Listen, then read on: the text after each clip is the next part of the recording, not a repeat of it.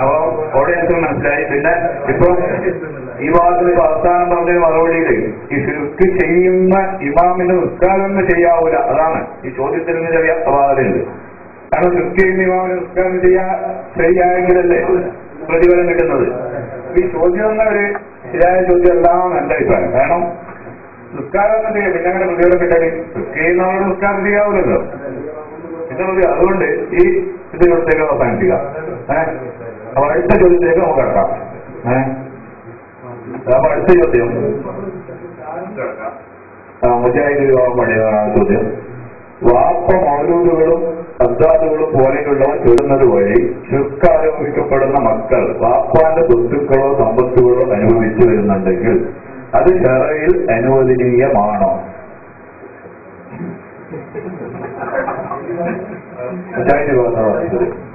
അനുവദനീയമാണ് എന്നാണ് ഞങ്ങളുടെ ഉത്തരം. അത്രയും കുറ്റം പറയാം. വാപ്പ മൗലൂദുകളും അദ്ദാദുകളും പോലെയുള്ളവ ചെല്ലുന്നത് വഴി ശിർക്ക്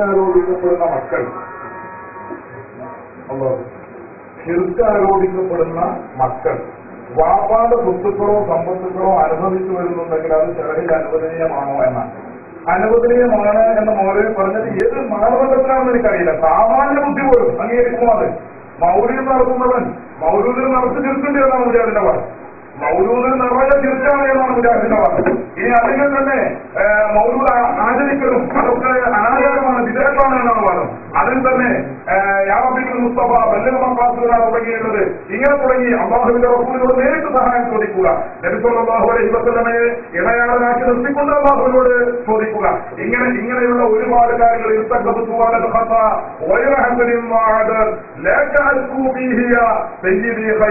തെറ്റ് ഒരുപാട് ചെയ്ത നബിയെ അങ്ങയോട് ഞാൻ ആവരാതി ബോധിപ്പിക്കുന്നു എന്ന് മരിച്ച നബിയോട് പറയുന്ന മൗലൂദ്. ആ മൗലൂദ് ഓടുന്ന വാപ്പ, ആ വാപ്പാന്റെ സ്വത്ത് വാപ്പ മുഷിരിക്കാണെന്ന് വിശ്വസിക്കുകയും വാപ്പയെ കൊല്ലം നിർബന്ധമാണെന്ന് വിശ്വസിക്കുകയും വാപ്പ കാമറാണെന്ന് 1000 കുലശക്തിയോട് ആണെഴുതുകയും ചെയ്യുന്ന ഈ മുജാഹിദ് മക്കൾക്ക് സ്വത്ത് അനുഭവിക്കാൻ പറ്റും. അത് നേരത്തെ ഋഷിമാമിന്റെ പക്ഷമാണ്. 1000 മക്കൾ യാതൊരു മരിക്കുന്ന മുഷാക്കാർക്ക് ഓസിനെ ഇറച്ചി തിന്നാം എന്ന് പറയുന്നത് പോലെ തന്നെയാണ് ഈ വാപ്പാന്റെ സ്വത്ത് അനുഭവിക്കാമെന്ന് പറയുന്നത്. സാമാന്യ മര്യാദ ഒന്നാം ഉപ്പ അങ്ങനെ ഏതാണ്ട് മുസ്ലിക്കാണ്, നിങ്ങൾ മുസ്ലിക്ക് വേണ്ട, എനിക്ക് വേണ്ടത് ഞാൻ സമ്പാദിച്ചോളാം എന്ന് പറയാനുള്ള ആനന്ദം. പക്ഷെ അത് പറയാനുള്ള അതായത് കിട്ടുന്നതൊന്നും ഒരു മുറക്കൂല. അത് ചെയ്യണം. മുസ്ലിക്കുന്നതാണെങ്കിലും ശരി, കാഫിറുകളാണെങ്കിലും ശരി, ഇനി ആരായാലും കുഴപ്പമില്ല, ഇങ്ങോട്ട് കിട്ടണമൊക്കെ അത് ആരായാലും സ്വീകരിക്കും. ബഹുലികൾ എത്ര ലാഭത്തോടെയാണ് ആ സുഹൃത്ത് മറുപടി പറഞ്ഞത് അനുവദനീയമാകും. ആളുകളുടെ ഹദ്ദാനുവാസിയെന്ന അതുപോലെ ഒരു തോന്നുന്ന ഇതിനൊക്കെ ചുരുക്കുന്നതാണ് വാദം.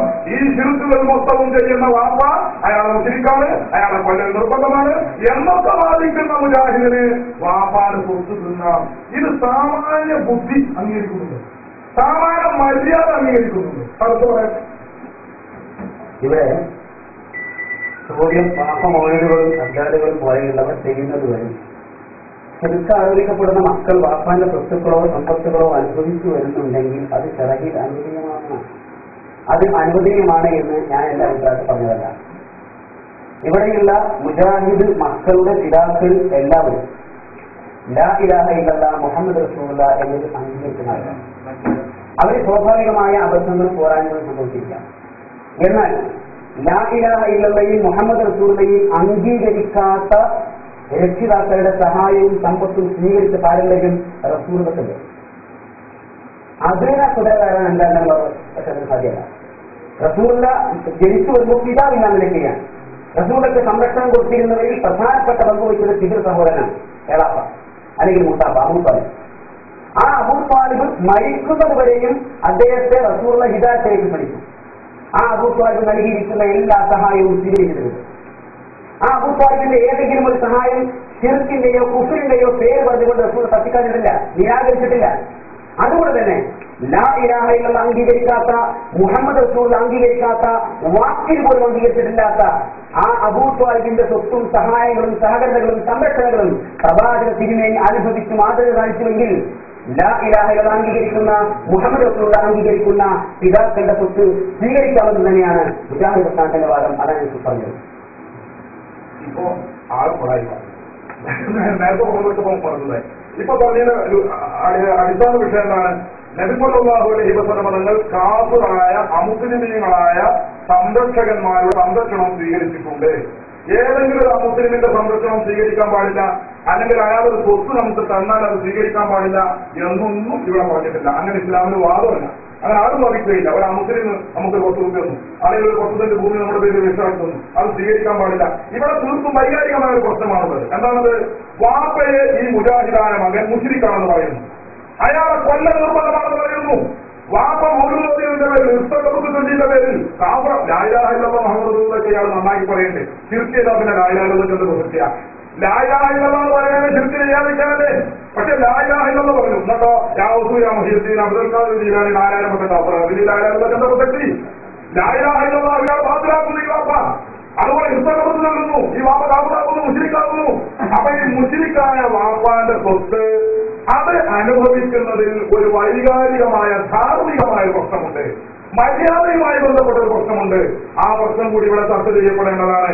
ഒരു കാഫിറിന്റെ സ്വത്ത് അനുഭവിച്ചതിനെ കുറിച്ചോ അല്ലെങ്കിൽ അനുഭവിക്കാൻ പാടുണ്ടോ എന്ന വിഷയത്തെക്കുറിച്ച് ഏതെങ്കിലും ഒരു കാഫിർ ഒരു 10 സെന്റ് ഭൂമി നമ്മുടെ പേരിൽ എടുത്തു തന്നാൽ നീ കാഫിറാണ്, അതുകൊണ്ട് അത് സ്വീകരിക്കാൻ പറ്റില്ല എന്നല്ല ഇവിടെ അർത്ഥം. ഇവിടെ വാദിക്കുന്നത് എന്താണ്? മുസ്ലിമായിരുന്ന വാപ്പ, മുസ്ലിമായിരുന്ന വാപ്പ. ആ വാപ്പയെ കുറിച്ച് അവന്റെ നുപത്തിൽ അവന്റെ ബീജത്തിൽ ജന്മം കൊണ്ട ഈ പുത്രൻ പിന്നീട് പറയുന്നു എന്ത്? എന്റെ വാപ്പ മൗലൂദ് എന്നതിന്റെ പേരിൽ മുശ്രിക്കാണ്. അങ്ങനെ പറയുന്ന വാപ്പാന്റെ സ്വത്ത് ഈ മകൻ അനുഭവിക്കുന്നതിൽ അതിന്റെ വിധി എന്താണ്? അതിനെക്കുറിച്ച് എന്താണ് പറയാനുള്ളത്? ഇതാ വിഷയം. എന്നല്ലാതെ നബി സല്ലല്ലാഹു അലൈഹി വസല്ലം തങ്ങൾ കുട്ടിക്കാലത്ത് അല്ലാഹുവിന്റെ റസൂല് കുട്ടിക്കാലത്ത് പിന്നെ അബൂ താലിബിന്റെയും അതുപോലെ തന്നെ മറ്റുള്ളവരുടെയും സംരക്ഷണം ഏറ്റെടുത്തിരുന്നു. അതുപോലെ ചർച്ചാവിഷയങ്ങളാണ്. എന്ത് അബൂ താലിബ് എടുക്കണം? ഇവിടെ ഏതെങ്കിലും അബൂജാഹി നമുക്ക് 10 സെന്റ് ഭൂമി വന്നു, അല്ലെങ്കിൽ നമുക്ക് നേരത്തെ കഞ്ഞി വന്നു, അതൊന്നും സ്വീകരിക്കാൻ പാടില്ല എന്നിവിടെ ആരും വാദിച്ചിട്ടില്ല. മറിച്ച് ഇവിടെ ചോദിക്കുന്ന ഞാൻ മനസ്സിലാക്കുന്നത് ഈ ചോദ്യത്തിന് ഞങ്ങൾ അപേക്ഷ ചോദ്യം ഈ കുടുംബത്തിന്റെ ഉദ്ദേശം ഇവിടെ നേരത്തെ മുസ്ലിമായ വാപ്പ, ആ വാപ്പയിൽ ജനിച്ച മകൻ, ആ മകൻ പിന്നീട് മുജാഹിദാകുന്നു എന്നിട്ട് പറയുന്നു വാപ്പ കാഫിറാണ്. അങ്ങനെ കാഫിറായി പറയുന്ന ഈ വാപ്പാന്റെ സ്വത്ത് അനുഭവിക്കുന്നതിന്റെ മര്യാദ എന്താണ്? ഞാനിവിടെ പ്രമാണങ്ങളും കാര്യങ്ങളും പറയുന്നില്ല. സാമാന്യ നീതിയും സാമാന്യ മര്യാദയും സാമാന്യ ബുദ്ധിയും വെച്ചുകൊണ്ട് നോക്കിയാൽ ഇത് മര്യാദയല്ല എന്നേ ഞാൻ നേരത്തെ പറഞ്ഞിട്ടുള്ളൂ. അത്